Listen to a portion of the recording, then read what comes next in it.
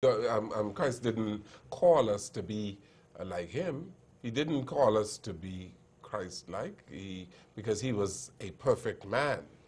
And we are sinners saved by grace.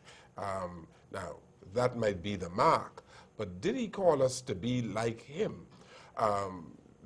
Didn't he simply say to love one another?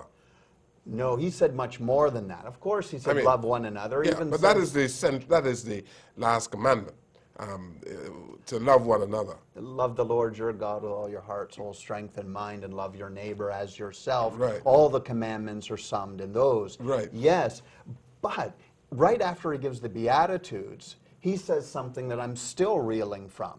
But he didn't say be like me. No, he did. He said be perfect just as your Father in heaven is perfect. And in doing so, he set a bar that I'll never reach. But he also, it's like he used that command as sandpaper to give us the sense where we can never do it on our own. If righteousness, if heaven depends on me, we're in big trouble. But the standard is be perfect, just as your Father in heaven is perfect. That's right out of Matthew 5. Fine, good. But is that an attainable goal for us, sinful, mortal men? Because he was not mortal. No. He was not mortal. And if he was not mortal, how can the standard for me be what he was? Well, I need to back up a step. He was the God-man. He was fully God, 100% God and 100% man. Mm-hmm. And as I say that, my brain goes into a pretzel shape because he wasn't 50% God and 50% man. He was 100% God and 100% man. Right. And that's not something I can easily explain. Right. I simply reflect back to what I see in the text. Yeah, but I'm saying, how are we to meet that standard that he set?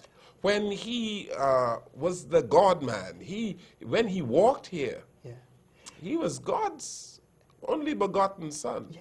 You've set me up perfectly on this because we can't meet the standard. There is not a single person who has ever lived before Christ or after Christ that can meet the standard. The reason he came down at Christmas is to do what no one could do for themselves. That's right. And that is meet the righteous standard of God. And so he comes as our propitiation. He comes as our substitute. He comes in our place.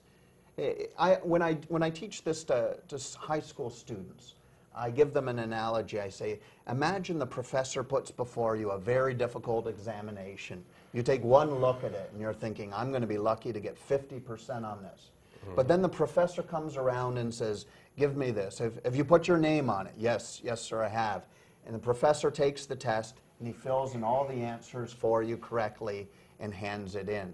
Now, of course, that sounds ludicrous. Professors don't do that. But if you look at the scriptures, that's essentially what's happened. There's an exam to be passed. Perfection needs to be obtained, and we can't do it. So Jesus comes to earth, and he writes the exam, and our name gets to go at the top of the page, and we get the credit as if we lived that perfect life. And that is the beauty of the gospel. But